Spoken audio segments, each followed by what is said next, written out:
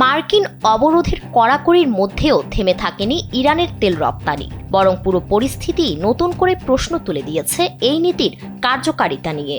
ইসলামাবাদে যুক্তরাষ্ট্র ও ইরানের মধ্যে সংলাপ ব্যর্থ হওয়ার পর প্রেসিডেন্ট ডোনাল্ড ট্রাম্পের নির্দেশে হরমুজ প্রণালী, পারস্য উপসাগর ও ইরানের বন্দরগুলোতে অবরোধ জারি করে মার্কিন কেন্দ্রীয় কমান্ড সেন্টকম। লক্ষ্য ছিল তেহরানকে তেল রপ্তানি থেকে সম্পূর্ণভাবে বিরত রাখা, কিন্তু বাস্তবে ঘটেছে ভিন্ন কিছু। যুক্তরাজ্য ভিত্তিক জ্বালানি বিশ্লেষণ সংস্থা ভোর্টেক্সা জানিয়েছে, অবরোধ শুরু হওয়ার মাত্র 10 দিনের মধ্যেই প্রায় 10,70,000 ব্যারেল তেল পারস্য উপসাগর দিয়ে রপ্তানি করেছে ইরান। সংস্থাটির হিসাব অনুযায়ী এই সময়ে অন্তত 34টি ইরানি তেলবাহী জাহাজ উপসাগরে চলাচল করেছে। এর মধ্যে 19টি জাহাজ উপসাগর ছেড়েছে এবং 15টি প্রবেশ করেছে। বহির্গামী যাত্রার মধ্যে অন্তত 6টি জাহাজে তেল বোঝাই ছিল, যেগুলো দিয়েই মূলত এই রপ্তানি সম্পূর্ণ হয়েছে বলে ধারণা করা হচ্ছে।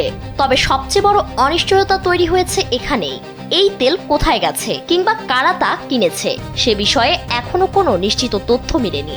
এদিকে যুক্তরাষ্ট্রের আর্থিক নীতি নির্ধারক স্কট বেসেন্ট সতর্ক করে বলেছেন, অবরোধ চলাকালে কোনো দেশ যদি ইরানের তেল ক্রয় করে তবে তাদের বিরুদ্ধে কঠোর নিষেধাজ্ঞা আরোপ করা হবে।